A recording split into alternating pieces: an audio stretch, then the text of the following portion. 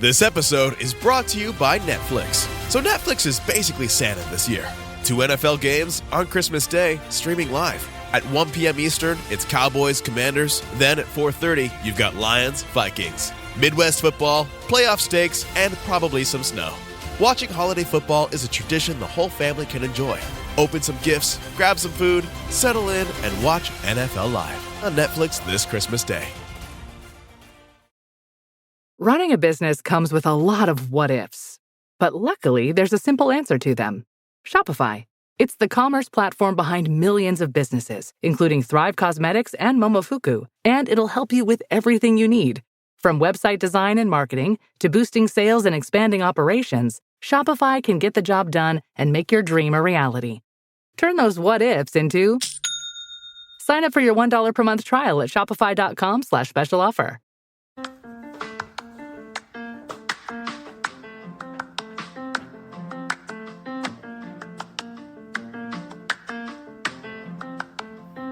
Hi, I'm Diane Lickish. And this is Mick, the Doctor of Digital.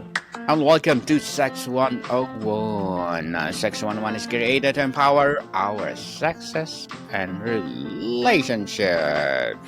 Another week, another great episode of Beyond Pleasure, reclaiming the meaning of sex in the age of self-gratification. And this episode dives deep into the modern conversation about sexual wellness. We're responding to a recent viral piece, Redefining Pleasure, Exploring Sexual Wellness Trends for Night 225, that champions autonomy, technology, and individualism in intimacy.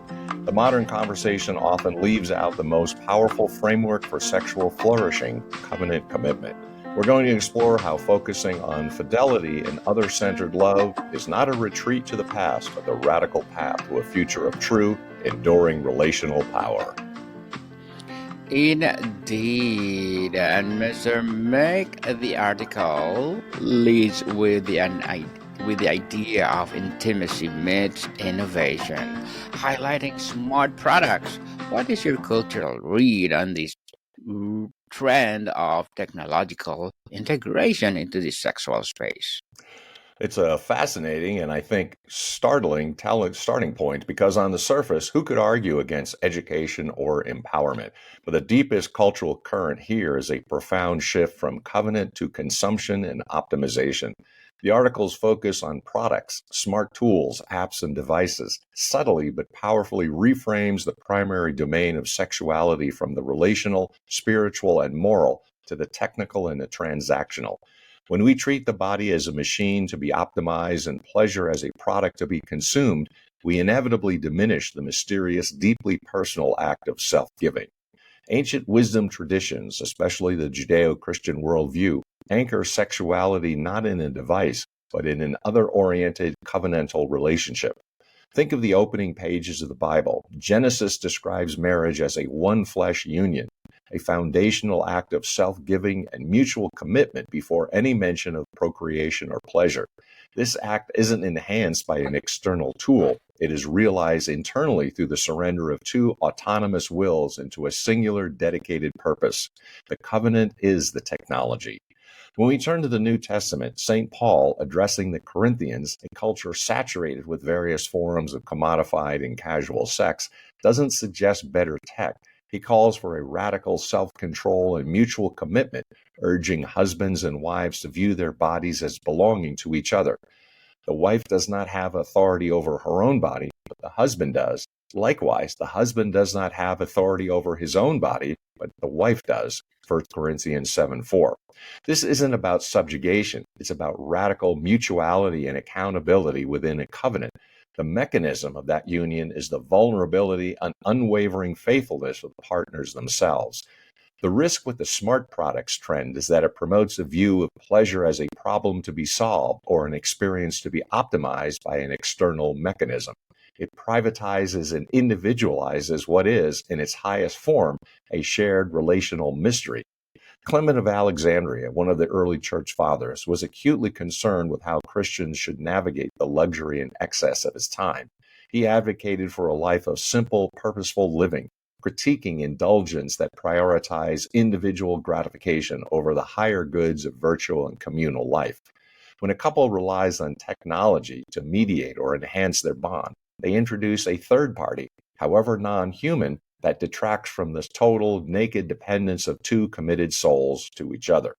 Psychological research strongly supports this ancient preference for commitment over optimization. Studies on pair bonding, the deep, enduring attachment typical of human long-term relationships, shows it's facilitated by neurochemicals like oxytocin and vasopressin. Crucially, the release of these bonding agents is most robustly tied not merely to physical acts, but to shared emotional experience, security, and sustained commitment. Dr. Sue Johnson's work in emotionally focused therapy, EFT, affirms that long-term satisfaction is fundamentally about safety and secure attachment, the emotional certainty that your partner will be there for you. This security is the antithesis of a transient, technologically mediated encounter. The tech trend risks creating a solo pursuit of peak sensation instead of a shared journey towards secure connection, undermining the very mechanisms that create lasting, satisfying intimacy. The pursuit of the perfect experience via technology can lead to a condition known as relationship perfectionism, where partners become constantly disappointed by the gap between the idealized, technologically enhanced fantasy and the messy, beautiful reality of human love. This relentless pursuit of the next innovation betrays a profound lack of faith in the sufficient grace of the covenant itself. In conclusion, the turn towards sexual technology replaces the demanding work of covenant and secure attachment with the allure of private consumption and optimized pleasure, thus shifting the domain of sexuality from relational fidelity to technical expertise. Mr. Mick, is the traditional framework inherently opposed to pleasure or self-care? How should we understand this push toward pleasure as an individualized self-care practice? This is where we need to be incredibly nuanced because traditional wisdom is not anti-pleasure. It is anti-disordered and isolated pleasure. The ancient Jewish tradition, for instance, celebrates sexuality within its proper context. The Song of Solomon is an exquisite, sensual celebration of desire and physical beauty between lovers. It is the very presence of the other, the beloved, that makes the pleasure sacred and beautiful. The pleasure is not purely for the self, it is shared, and its meaning is intrinsically linked to the covenant the couple embodies. The problem with the modern sexual wellness as self-care framing is its isolationism. It isolates the self and the experience of pleasure from the demands of relationship and commitment. When the article talks about reframing sexual wellness as an indulgent, nurturing experience, it often leans into a definition of self-care that is fundamentally self-referential and borders on narcissism. It encourages a view of the body as an instrument for private sensation rather than a gift to be offered in a committed, other-centered exchange. It inadvertently reinforces the autonomous self, which is the very thing covenant marriage seeks to dismantle and reconstruct into a union. Ancient philosophers and theologians understood the true flourishing. Eudaimonia, it's in Aristotelian terms, wasn't achieved through maximum pleasure, but through virtue and ordered living. That's happiness. The Stoics, like Epictetus, taught that freedom comes from mastering one's desires, not indulging them, while the Christian view refines this by integrating the body's goodness and affirming pleasure within marriage. It retains the core idea that true fulfillment requires discipline and direction. Augustine of Hippo, reflecting on human nature, argued that the inclination to self-centered desire is a fundamentally human condition that distorts our relationality. He saw the primary goods of marriage as fidelity, offspring, and the sacramental bond. Pleasure, for Augustine, was a good and necessary part of the union, but it was subordinate to the primary goods of covenant and relationship. When pleasure is elevated to the highest good, the core of self-care, it tends to devour the very relational structures that give it its lasting, meaningful context. The pleasure becomes an end in itself, rather than as a seal of the committed union. Contemporary psychology validates the concern about isolated self-focus. Research on marital commitment and long-term satisfaction, like those conducted by scholars such as Dr. Scott Stanley and Dr. Howard Markman, consistently shows that relationship success is less about individual fulfillment and more about sacrifice, dedication, and the intentional relinquishment of options. A self-care practice that habitually prioritizes solo pleasure risks reinforcing an individualistic script that is ill-equipped for the compromises and costly love required by a lifelong partnership. Secure long-term pair bonding is built on mutual care and other-centered giving, not on the relentless pursuit of individual indulgence. We see in studies on unilateral decision-making in relationships that even small acts prioritizing self over partnership, like spending money or defining intimacy on one's own terms, lead to measurable declines in relational satisfaction. The truest form of sexual self-care in a covenant is the care taken to protect and deepen the bond with the other person, often through acts of vulnerability and self-denial. In conclusion, while traditional wisdom affirms pleasure, it firmly subordinates it to the higher good of covenant, recognizing that individual pleasure becomes truly meaningful and sustainable only when contextualized within a framework of other-oriented lifelong commitment, a view supported by psychological studies on marital stability. Mr. Mick, is open conversation inherently good, or do you see a downside in the social media normalization of intimacy decisions outside of a theological or moral context? The impulse to break down genuine toxic shame, the kind that breeds secrecy and isolates people in their struggles, is certainly good. The early church, in fact, was revolutionary in its care for the marginalized and its teaching on sexual integrity, and often intended to protect people from the shame and exploitation of the surrounding culture. We want to remove false shame, which is the self-condemnation for being human, but we must preserve the proper sense of awe and reverence for the sacredness of the sexual act. However, we need to distinguish between destigmatization and decontextualization. The current media landscape often conflates genuine moral and relational integrity with oppressive taboo. By normalizing and making everything shareable, social media risks strip mining intimacy of its sacred, private, and covenantal context. When every aspect of the sexual experience, including deeply personal feelings and desires, becomes a public discussion point, a topic for a quick hit podcast segment, or a trending hashtag, it fundamentally alters the purpose of the conversation. The space of intimacy is transmuted from a sanctuary to a stage. Ancient wisdom traditions placed a high value on modesty and discretion, what the Greeks called eidos, not a means of generating shame, but as a safeguard for the sanctity of the relational bond. Tertullian, writing on the importance of chastity, modesty, viewed it as a virtue that protected the dignity of the body and the integrity of the marriage bond. It was a way of saying, this is precious, and therefore it is private. When the sacred space of intimacy is forced into the public square for the sake of normalization, its distinctiveness and spiritual depth are inevitably diluted. Intimacy requires a walled garden, a private space protected from the eyes and noise of the world, to flourish. The Hebrew wisdom tradition, particularly the book of Proverbs, is constantly warning against the loose tongue and the pitfalls of unrestrained communication. For example, it warns against the man who reveals secrets, Proverbs 11:13. True wisdom involves discerning when to speak and when to be silent, when to share and when to keep a sacred trust, particularly concerning the bond that defines the marital unity. Psychologically, the public decontextualization can be deeply destabilizing.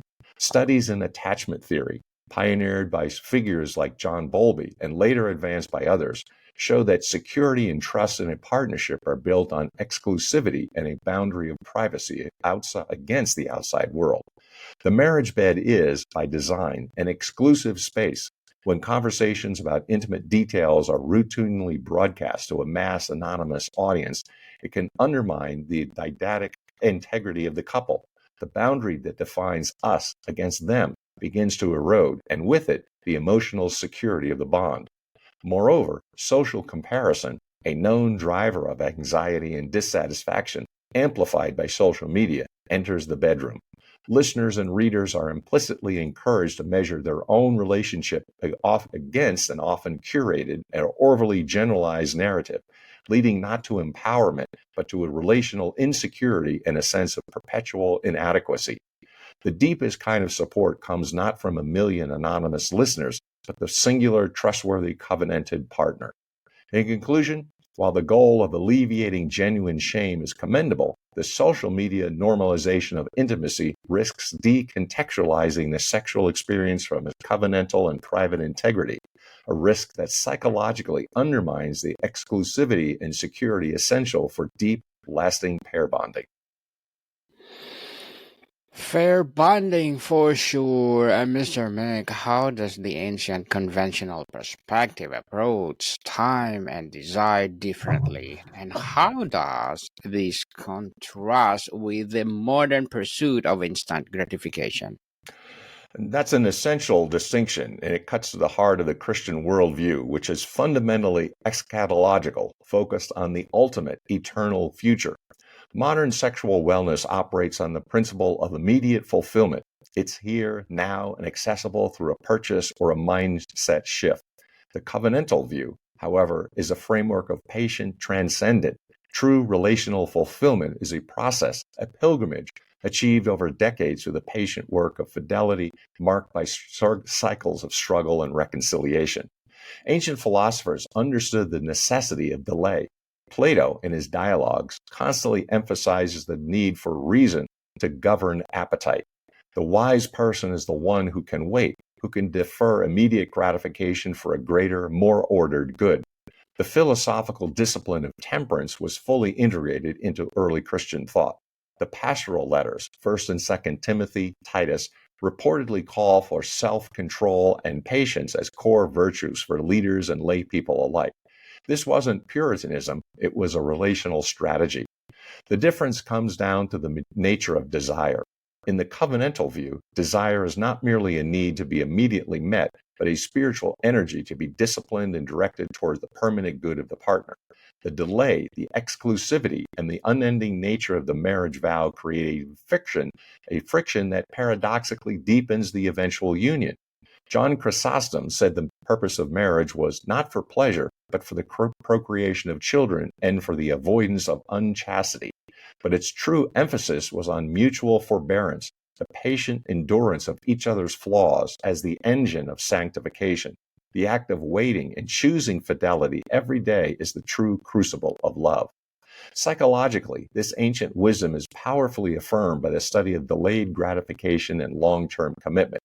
The landmark marshmallow test demonstrated that the ability to delay gratification is a powerful predictor of future success. In relationships, this translates into what psychologists call longitudinal dedication. The work of Dr. Scott Stanley and the sliding versus deciding model is highly relevant. He shows that couples who intentionally decide to commit and build hedges around their relationship, rather than passively sliding into deeper involvement, experience greater stability and higher satisfaction over the long term. The covenant is the ultimate deciding mechanism. It removes the option of sliding out when things get difficult. In conclusion, the covenantal framework provides a superior pathway to relational satisfaction by demanding the virtue of patience, which directs sexual desire towards the permanent good of lifelong commitment, contrasting sharply with the immediate gratification promised by modern trends and creating the essential psychological stability required for true long-term flourishing. Mr. Mick, how does the ancient covenantal perspective approach time and desire differently? And how does this contrast with the modern pursuit of instant gratification?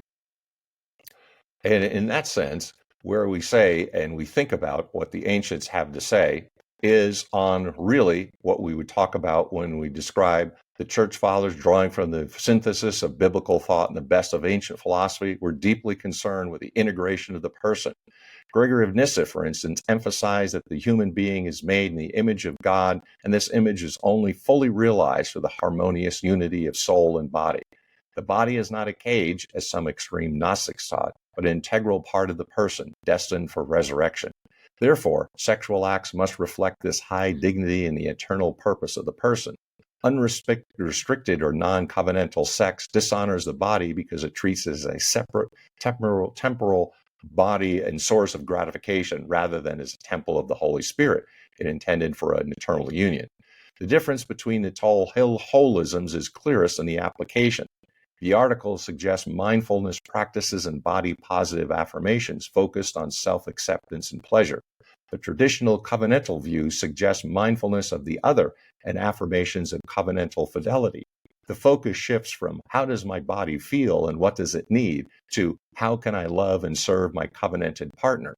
This is sacramental anthropology of Christianity. The body and its acts are seen as signs of greater reality, the total, irrevocable gift of self.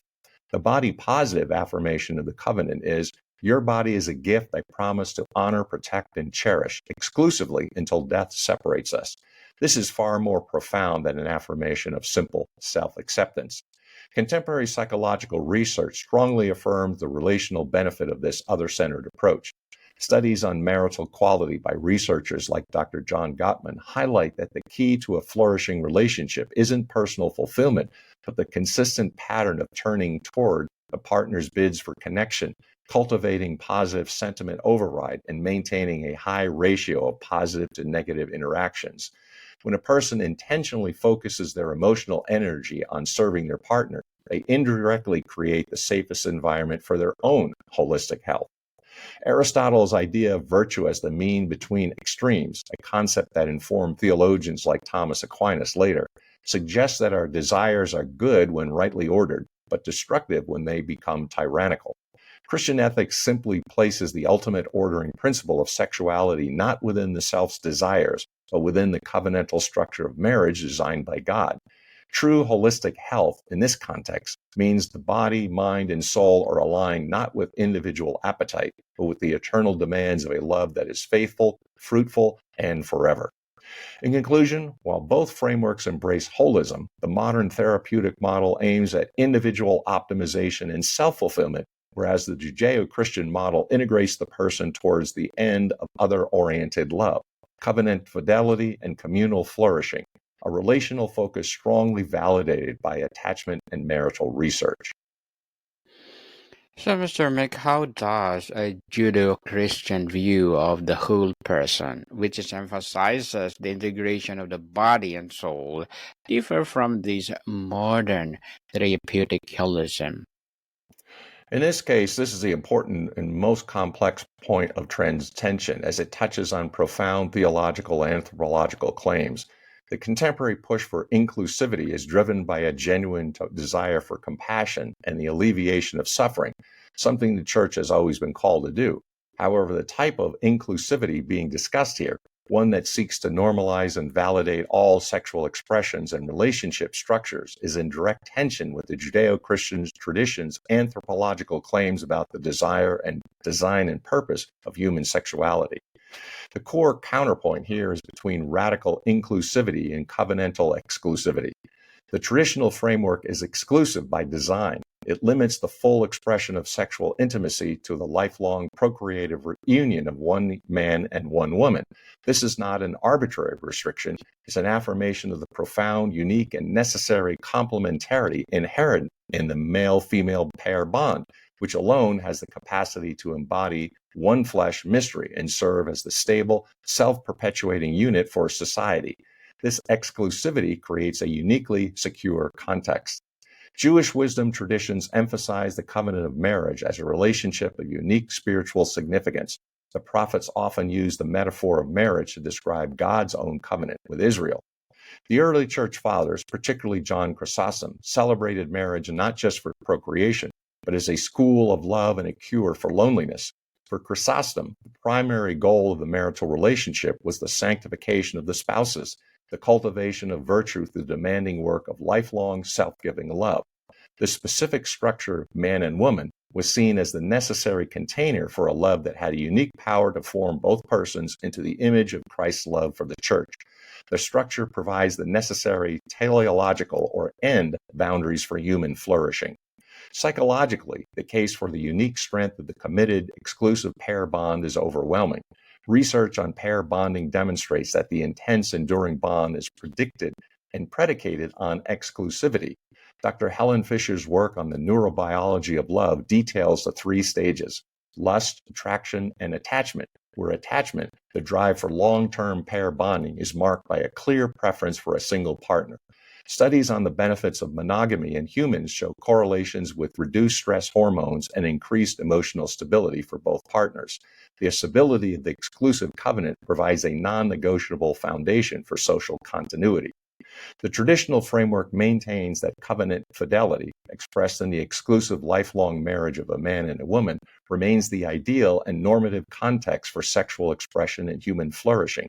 It is precisely the exclusivity and difficulty of this demanding covenant that generate the profound security, intimacy, and stability that research identifies as the cornerstones of long-term human happiness.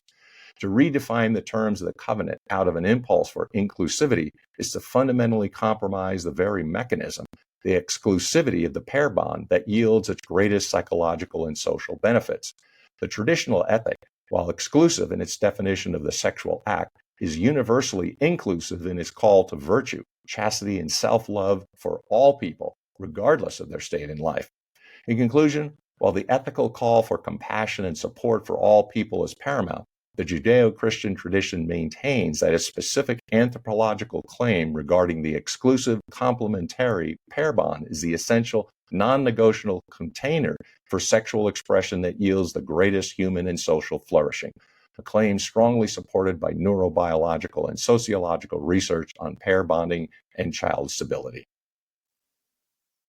So, Mr. Mick, the final rallying cry is pleasure is power. For those in our audience drawn to this modern, self-defined empowerment, how do we present a conventional framework as the true path to a deeper, more enduring from empowerment and fearlessness?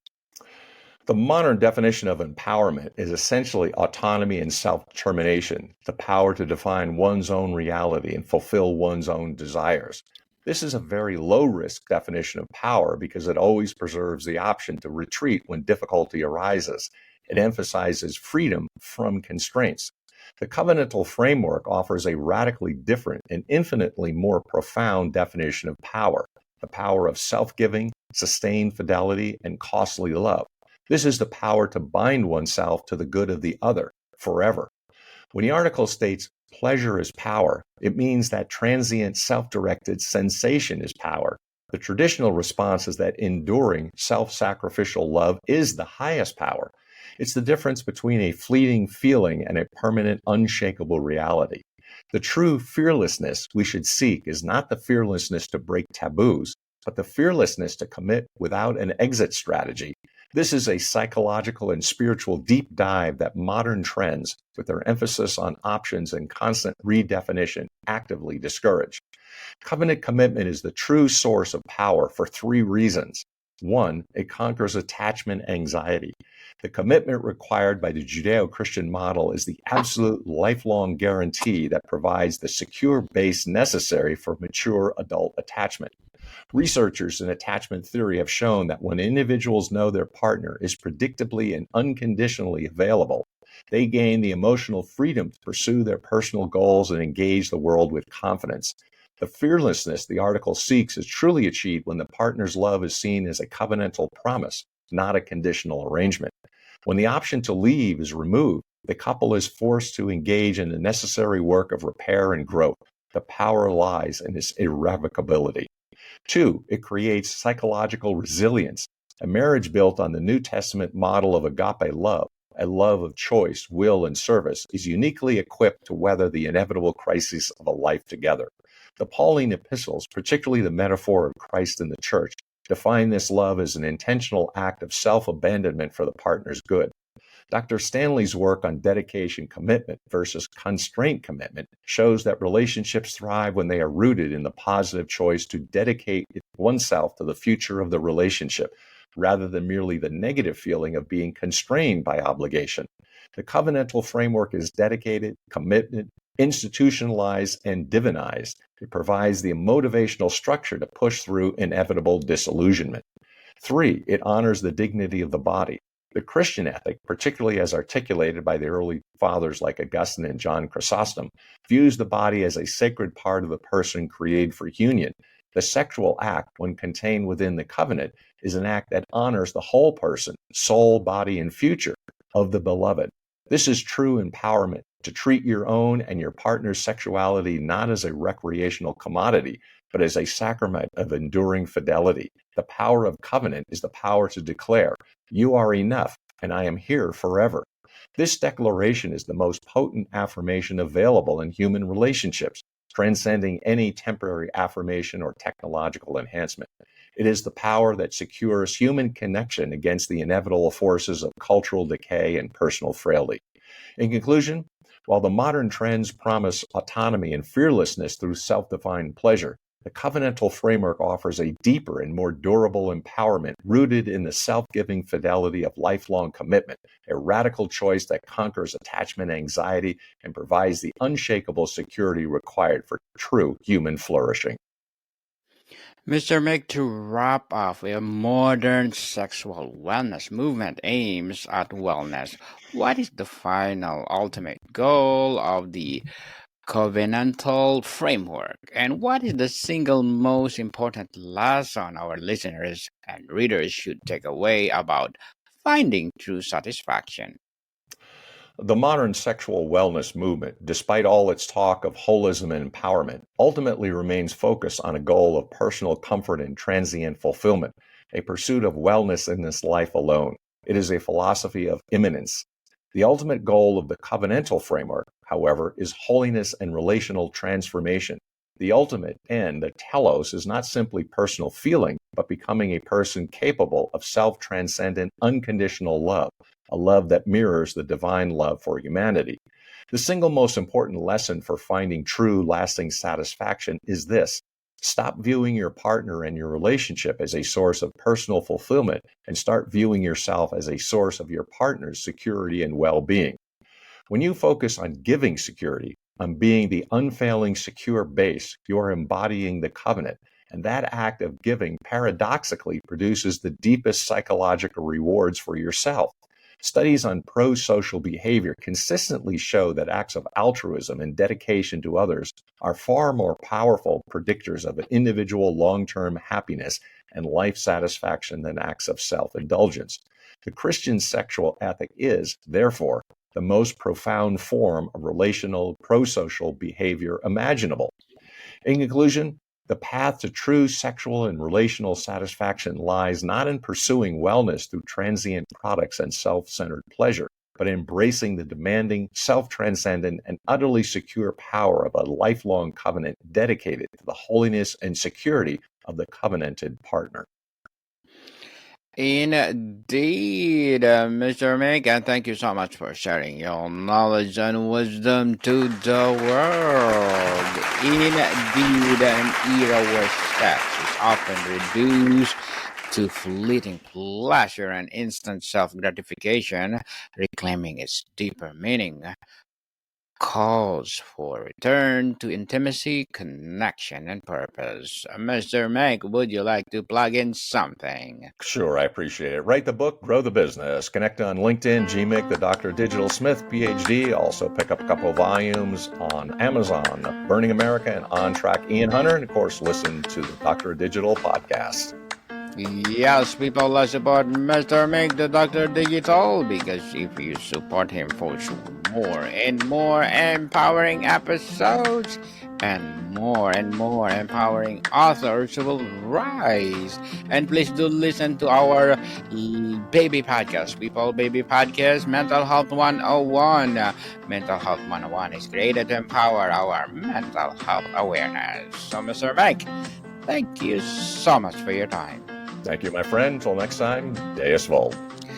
More to come, people. See you soon.